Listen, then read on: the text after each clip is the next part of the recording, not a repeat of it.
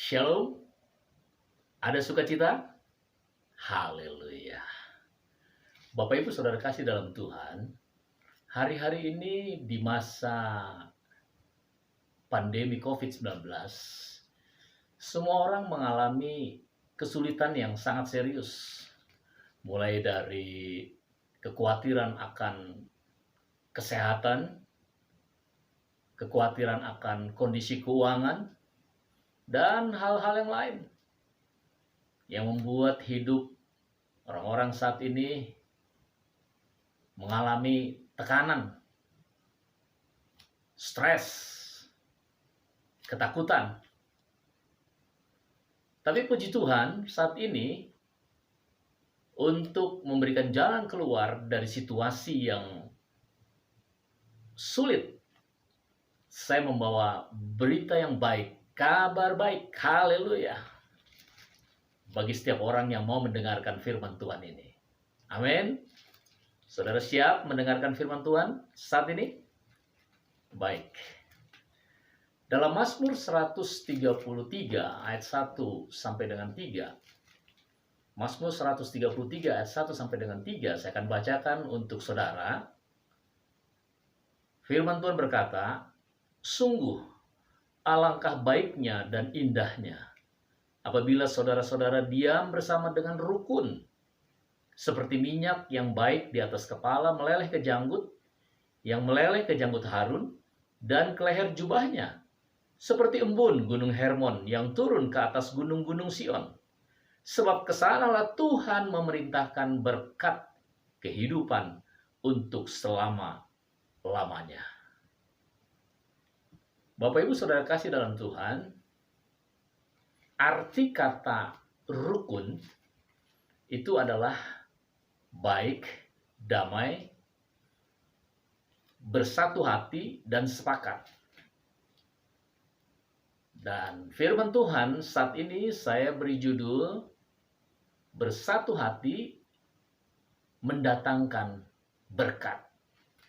Hidup bersatu hati mendatangkan berkat. Tentu yang dimaksudkan berkat di sini bukan hanya berbicara soal uang, materi, tetapi kesehatan, keamanan, kebahagiaan, dan hal-hal yang lain. Tuhan memberkati kita dalam seluruh aspek kehidupan dengan limpahnya. Tema kita saat ini, hidup bersatu hati mendatangkan berkat. Nah, untuk menjelaskan hal ini, kita akan membaca dalam nats kita dalam Roma 15 ayat 1 sampai dengan 13. Di mana judul perikop dari Roma 15 ayat 1 sampai dengan 13 ini adalah orang yang kuat dan orang yang lemah. Bapak Ibu Saudara kasih dalam Tuhan, Paulus menggunakan istilah orang yang kuat dan yang lemah itu untuk menjelaskan kondisi rohani orang-orang percaya. Mereka yang kuat adalah orang-orang yang percaya yang telah mengenal Allah, telah mengenal dan memelihara iman Alkitabiah yang benar, telah mengajarkan iman Alkitabiah yang benar dalam kehidupan mereka. Itulah yang disebut dengan orang yang kuat yang dimaksudkan oleh Paulus. Orang yang kuat adalah mereka yang peka terhadap situasi dari saudara-saudara mereka yang lain. Orang yang kuat adalah orang-orang percaya yang peka terhadap situasi keadaan yang sedang dialami oleh setiap orang. Mereka yang kuat adalah ya Anda, kita para Hupernikau. Amin. Nah, sebaliknya orang yang lemah itu adalah orang-orang percaya yang masih memiliki keyakinan bahwa mereka harus mentaati semua aturan-aturan ritual dan tradisi yang ketat. Mereka memiliki keyakinan bahwa menjadi orang Kristen yang dewasa itu dengan melakukan seluruh aturan-aturan ritual dan tradisi yang ketat. Nah, Bapak Ibu Saudara kasih dalam Tuhan, maka saudara yang kuat, yang telah mengenal, memelihara, dan mengajarkan iman Alkitabiah yang benar dalam kehidupan saudara, memiliki tanggung jawab untuk kita menjadi berkat, menolong, membantu mereka yang lemah, untuk supaya mereka juga segera akan menjadi orang yang kuat seperti Anda. Amin. Oleh karenanya mari, saat ini ada 3 berkat yang dapat kita pelajari lewat Roma pasal 15 ayat 1 dengan sampai 13. Yang pertama, hidup bersatu hati untuk membangun. Hidup bersatu hati untuk membangun. Kita akan baca dalam Roma pasal 15 ayat 1 sampai dengan 4. Saya akan bacakan untuk saudara. Demikian firman Tuhan. Kita yang kuat wajib menanggung kelemahan orang yang tidak kuat. Dan jangan kita mencari kesenangan kita sendiri. Setiap orang di antara kita harus mencari kesenangan sesama kita demi kebaikannya untuk membangunnya. Karena Kristus juga tidak mencari kesenangannya sendiri. Tetapi seperti ada tertulis, kata-kata cercaan mereka yang mencerca engkau telah mengenai aku. Sebab segala sesuatu yang ditulis dahulu telah ditulis untuk menjadi pelajaran bagi kita, supaya kita teguh berpegang pada pengharapan oleh ketekunan dan penghiburan dari kitab suci. Bapak Ibu Saudara kasih dalam Tuhan, firman Tuhan ini mengingatkan saudara dan saya, kita para hupernikau, supaya tidak hanya mencari kesenangan sendiri, tetapi mencari kesenangan sesama kita untuk membantu mereka, menolong mereka, dan untuk membangun mereka. Tentu yang dimaksudkan firman Tuhan saat ini bukan mencari kesenangan-kesenangan duniawi, tetapi mencari kesenangan hal-hal yang baik, hal-hal yang bisa menumbuhkan rohani mereka yang lemah menjadi kuat.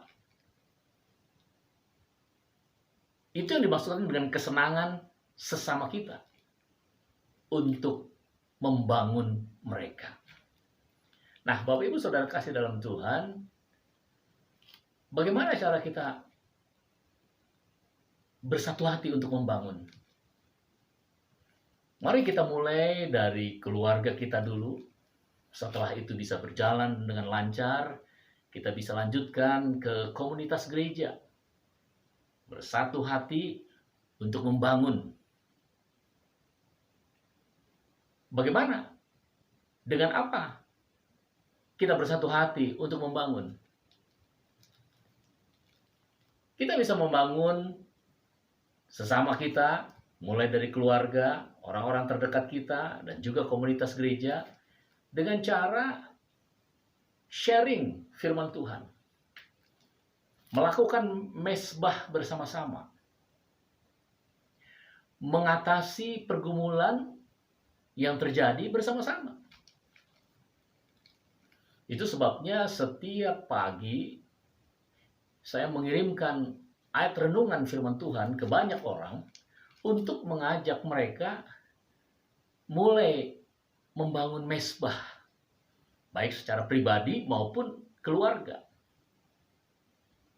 Jadi bagaimana cara kita bersatu hati untuk membangun? Ya caranya melalui mesbah bersama-sama, sharing firman Tuhan. Saya seringkali dan sesering mungkin, khususnya kepada jemaat yang saya gembalakan, saya men-sharingkan firman Tuhan. untuk mengajar mereka, jemaat, supaya dapat mengenal Allah dengan cara yang benar. Dan luar biasa, melalui pelajaran-pelajaran firman Tuhan ini, melalui kesaksian mereka, mereka mengatakan secara pribadi ke saya, oh sangat diberkati. Lewat pelajaran-pelajaran, mengenal Allah dengan cara yang benar. Demikian juga kita bisa membangun dengan saling menolong dalam mengatasi pergumulan. Dengan cara saling mendoakan. Nah, hal-hal itulah yang kita perlu lakukan, bersatu hati untuk membangun. Inilah hal yang pertama, berkat dari firman Tuhan dengan tema hidup bersatu hati mendatangkan berkat. Yang pertama, bersatu hati untuk membangun. Bagaimana caranya? Bersama-sama kita mengajak orang-orang yang kita kasihi, keluarga, komunitas gereja, untuk membangun mesbah, baik secara pribadi maupun keluarga. Demikian juga kita dapat sharing firman Tuhan, sehingga kita saling memulihkan kerohanian kita. Semakin kita mengenal iman Alkitabiah yang benar, kita juga dapat memelihara iman Alkitabiah yang benar. Bahkan kita juga bisa mengajarkan iman Alkitabiah yang benar kepada mereka, saudara-saudara kita. Kita juga bisa saling membangun untuk mengatasi pergumulan hidup kita, terlebih di saat-saat seperti sekarang, situasi yang sulit ini, yaitu dengan saling mendoakan terus-menerus. Dan saya percaya dengan bersatu hati untuk membangun, pasti kita diberkati. Pasti kita sebagai anak-anak Tuhan dimampukan untuk tetap percaya bahwa Tuhan Yesus memelihara dan memberkati kita dalam situasi apapun. Amin. Yang kedua, bersatu hati untuk memuliakan Allah. Bersatu hati untuk memuliakan Allah. Mari kita baca dalam Roma pasal 15 ayat 5 dan 6. Saya akan bacakan untuk saudara.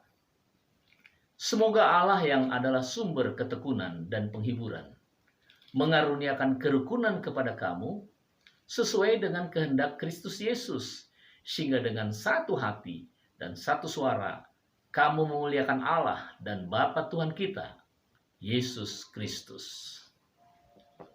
Bapak Ibu Saudara kasih dalam Tuhan, perhatikan baik-baik. Salah satu tujuan hidup kita adalah menjadi serupa dengan Yesus.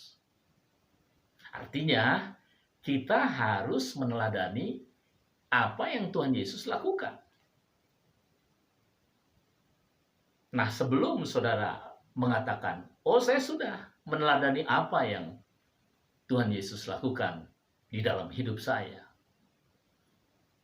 mari terlebih dahulu saudara jawab pertanyaan yang saya ajukan ini. Apakah dalam hidup, sikap dan gaya hidupmu sehari-hari telah menimbulkan kesan tidak lazim atau aneh di mata orang kebanyakan? Saya ulangi, apakah sikap dan gaya hidupmu sudah memperlihatkan, sudah menimbulkan sesuatu yang tidak lazim atau yang aneh dalam pandangan mata orang-orang lain? Kalau jawaban saudara tidak, sikap dan gaya hidup saya biasa-biasa saja, itu berarti Anda belum bisa memuliakan Allah.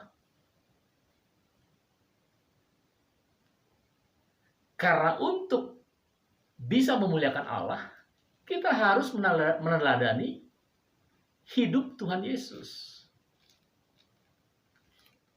Tuhan Yesus itu memuliakan Allah. Jadi mari kita meneladani hidup Yesus. Yesus penuh dengan pengorbanan. Yesus hidup tanpa kompromi dengan dosa. Pertanyaannya, apakah saudara sudah melakukan hal itu? Apakah hidup saudara sudah seperti yang Yesus lakukan? Penuh dengan pengorbanan, tidak kompromi dengan dosa? Mari Bapak Ibu Saudara kasih dalam Tuhan, dengan pertolongan Roh Kudus, saya percaya kita bisa meneladani hidup Tuhan Yesus. Dan dengan hidup seperti Tuhan Yesus, maka kita memuliakan Allah. Itu sebabnya hal yang kedua ini, bersatu hati untuk memuliakan Allah. Mari Bapak Ibu Saudara kasih dalam Tuhan, kita mengajak orang-orang yang kita kasihi. Tadi ya, mulai dari keluarga dan komunitas gereja, supaya kita sama-sama meneladani kehidupan Yesus Kristus. Sekalipun mungkin kita dilihat oleh banyak orang, sikap dan gaya hidup kita tidak lazim, agak aneh, itu konsekuensinya. Karena kita tidak mau kompromi dengan dosa. Kita hidup dengan penuh pengorbanan. Kita menjadi pelaku firman Tuhan. Itulah yang Tuhan kehendaki dalam kehidupan kita. Khususnya, saudara, kita para Hupernikau. Jadi poin kedua, bersatu hati untuk memuliakan Allah. Poin yang ketiga yang terakhir. Tadi kita sudah belajar poin yang pertama, bersatu hati untuk membangun. Yang kedua, bersatu hati untuk memuliakan Allah. Dan yang ketiga, bersatu hati untuk berdampak. Mari kita baca kembali dalam Roma pasal 15 ayat 7 sampai dengan 9. Roma pasal 15 ayat 7 sampai dengan 9 saya akan bacakan untuk saudara. Sebab itu terimalah satu akan yang lain, sama seperti Kristus juga telah menerima kita untuk kemuliaan Allah. Yang aku maksudkan ialah bahwa oleh karena kebenaran Allah, Kristus telah menjadi pelayan orang-orang bersunat untuk mengokohkan janji yang telah diberikannya kepada nenek moyang kita, dan untuk memungkinkan bangsa-bangsa supaya mereka memuliakan Allah karena rahmat-Nya. Seperti ada tertulis, sebab itu aku akan memuliakan engkau di antara bangsa-bangsa dan menyanyikan mazmur bagi namamu. Bapak Ibu Saudara kasih dalam Tuhan, ingat, tujuan hidup yang utama bagi saudara dan saya, orang-orang percaya, yaitu mengasihi Allah dan sesama kita. Perhatikan baik-baik, kita sudah belajar bersatu hati untuk membangun. Yang berikutnya kita sudah belajar bagaimana bersatu hati untuk memuliakan Allah. Dan yang ketiga ini, bersatu hati untuk berdampak. Artinya, hidup saudara dan saya, kita para Hupernikau, harus memiliki dampak bagi perkembangan kerajaan Allah dan juga menjadi berkat bagi orang-orang lain. Saudara, bersatu hati untuk berdampak berarti kehidupan kita harus menjadi contoh. Kehidupan kita harus menjadi berkat bagi orang lain. Banyak hal yang bisa kita lakukan dengan bersatu hati untuk berdampak. yaitu menjadi saluran berkat bagi orang-orang lain. Khususnya saudara-saudara kita, mereka yang berada di desa-desa atau di pedalaman, gereja-gereja yang ada di daerah. Kita bisa melakukan banyak hal. Misal, dalam hal mengembangkan misi gereja. Bapak Ibu Saudara kasih dalam Tuhan, contohnya, dalam misi gereja, kita bisa membantu gereja di daerah terpencil. Membantu mereka karena mereka sangat terbatas, sangat kekurangan. Puji Tuhan, sekalipun gereja yang saya gembalakan kami belum memiliki gedung gereja yang permanen, tapi kami sudah membantu gereja di daerah untuk membangun gereja yang permanen. Dan itu adalah sukacita kami. Terlebih ketika kami melihat jemaat di mana gereja mereka kami bangun, mereka bersukacita memuliakan Allah. Nah, mari Bapak Ibu Saudara kasih dalam Tuhan, kita lakukan hal-hal seperti ini. Tentu jangan hanya sekali-kali. Kita harus melakukannya terus-menerus, berkesinambungan selama kita masih hidup. Karena memang tujuan hidup kita yang utama adalah mengasihi Allah dan mengasihi sesama, yaitu untuk mengembangkan kerajaan Allah di bumi ini dan juga menjadi berkat bagi orang-orang lain. Caranya ya seperti yang tadi saya katakan. Kita bisa melakukan misi gereja untuk menjadi berkat bagi banyak orang. Dan ketika kita melakukan bersama-sama, bersatu hati untuk berdampak, jelas dampaknya akan lebih besar. Karena kita melakukannya bersama-sama. Saya bukan mengatakan saudara tidak boleh melakukan sendiri, boleh, silakan. Kita memang harus selalu menjadi berkat bagi orang lain. Kita lakukan secara pribadi. Tetapi dengan bersatu hati, kita melakukan hal-hal yang luar biasa menjadi berkat, itu dampaknya jauh lebih besar. Seperti yang tadi saya katakan, kesaksian kami. Kami sudah membangun gereja di satu daerah. Membantu mereka. Sehingga mereka punya bangunan gereja yang permanen. Mereka penuh dengan sukacita memuliakan Allah. Dan itu adalah kebahagiaan kami sebagai anak-anak Tuhan. Mari Bapak Ibu Saudara kasih dalam Tuhan. Saya percaya. Sebagai orang-orang percaya, kita bisa bersatu hati untuk berdampak. Amin. Nah, kesimpulannya, dengan 3 hal ini, kita bersatu hati untuk membangun, kita bersatu hati untuk memuliakan Allah, kita bersatu hati untuk berdampak. Tadi di dalam Mazmur pasal 133 dikatakan, maka Tuhan akan memerintahkan berkat-Nya datang kepada kita.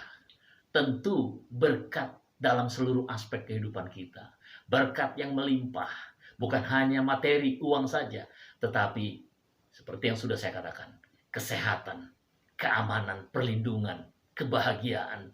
Semua Tuhan sediakan ketika kita bersatu hati. Itu mendatangkan berkat Tuhan. Amin. Tuhan Yesus memberkati. Mari kita berdoa. Bapa di surga, terima kasih firman Tuhan sudah hamba sampaikan. Allah Roh Kudus, Engkau ajar kami lebih dalam lagi, supaya kami memahami firman Tuhan, khususnya firman Tuhan yang kami dengar saat ini. Dengan tema bersatu hati, mendatangkan berkat. Kami percaya Bapa, oleh karenanya kami mau memulai untuk bersatu hati, untuk membangun, bersatu hati untuk memuliakan Allah, bersatu hati untuk berdampak, Kami akan mulai dengan keluarga kami. Dengan pertolongan Roh Kudus, semua bisa berjalan dengan baik. Dan kami bisa lanjutkan dengan komunitas gereja. Lebih luas lagi. Sehingga boleh menjadi berkat bagi banyak orang. Dan kami percaya, janji-Mu ya dan amin. Engkau mengatakan, jika kami bersatu hati, maka Engkau akan memerintahkan berkat-Mu untuk masuk dalam kehidupan kami. Terima kasih Bapa. Kami terima firman-Mu dengan ucapan syukur dalam nama Tuhan Yesus Kristus. Bapa di surga, saat ini hamba juga berdoa bagi jemaat-Mu, khususnya saudara-saudara yang mendengarkan firman Tuhan ini. Engkau tahu apa yang sedang mereka alami, pergumulan, persoalan, masalah hidup mereka. Kami percaya Engkau Allah yang baik.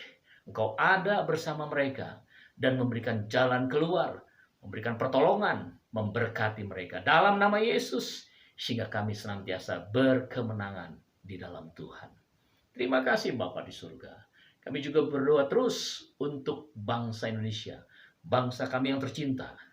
Mari Tuhan Yesus, teruslah bimbing, sertai, tolong dalam nama Yesus, supaya pemerintah kami, aparat yang ada, mulai dari pusat sampai daerah, dimampukan untuk mengatasi setiap persoalan yang sedang kami hadapi. Sehingga ada kesejahteraan di negeri kami dalam nama Yesus Kristus. Terima kasih Bapa.